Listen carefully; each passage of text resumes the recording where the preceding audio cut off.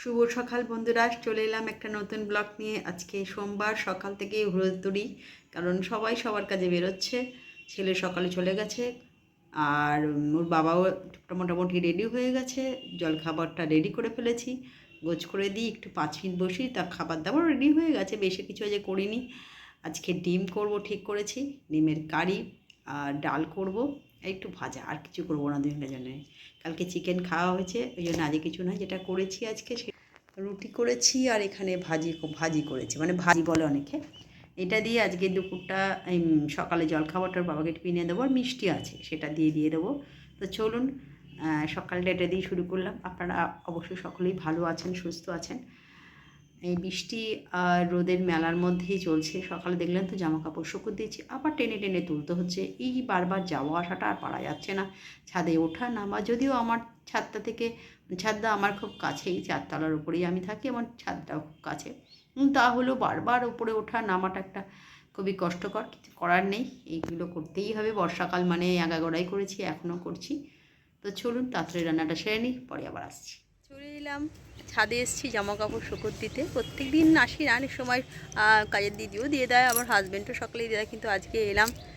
জামা কাপড় প্রচুর, আকাশ মেঘলা, কিন্তু তার মধ্যেই জামা কাপড়গুলো সব শুকোতে দিতে হলো। কিছু করার নেই, রোজকার রোজ। এই যে গাছের অবস্থা, চারিদিকে সব জল পেয়ে সতেজ হয়ে আছে। এই যে দূরে দেখতে পাচ্ছেন, এদিকটা গঙ্গা আমাদের, একদম দেখা যায় না, যদিও এখন প্রচুর ফ্ল্যাট হয়ে যাচ্ছে, তো আগে দেখা যেত চারিদিকটা বাড়ি টাড়ি। তো চলুন নিচে যাই, অনেক কাজ আছে। এসছি জামা কাপড় শুকোতে দিতে। চলে এলাম সোমবার দুপুরে লাঞ্চ নিয়ে। হাজব্যান্ড বেরোবে, চটজলদি ওকে দিয়ে দিই করেছি। আলু ভাতে করেছি, এখানে উচ্ছে ভাজা আর মাছ ভাজা দিয়েছি, আর ডাল করেছি, আর ডিমের কারি করেছি। এটাই হয়েছে আজকে দুপুরের করেছি, আমার জন্য তাই করেছি। ছেলে সকালে কলেজ চলে গেছে। তো চলুন তাড়াতাড়ি ওকে লাঞ্চটা দিয়ে দিই, টিফিনটা তো দেওয়া হয়ে গেছে। তো তারপরে আবার আসছি, তাড়াতাড়ি দিতে হবে। আর ওয়েদারও ভালো না, কখন বৃষ্টি কখনো মেঘ, এই দিয়েই চলছে।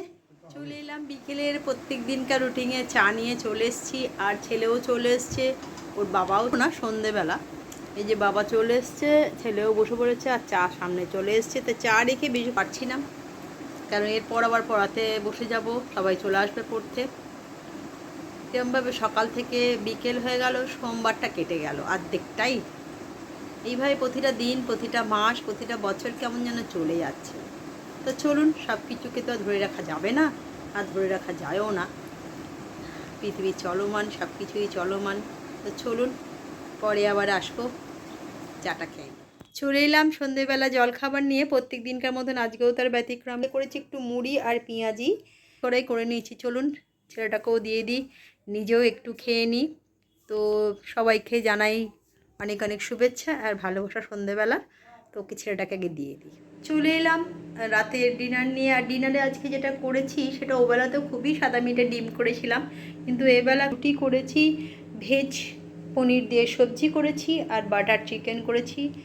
ওবেলা সেরকম কিছু খেতে পারে না, যা টিফিন দিই তাই। ভাতটাও হয় না বলে এবেলা ভাতটাও গরম করতে দিচ্ছি মাইক্রোওভেনে।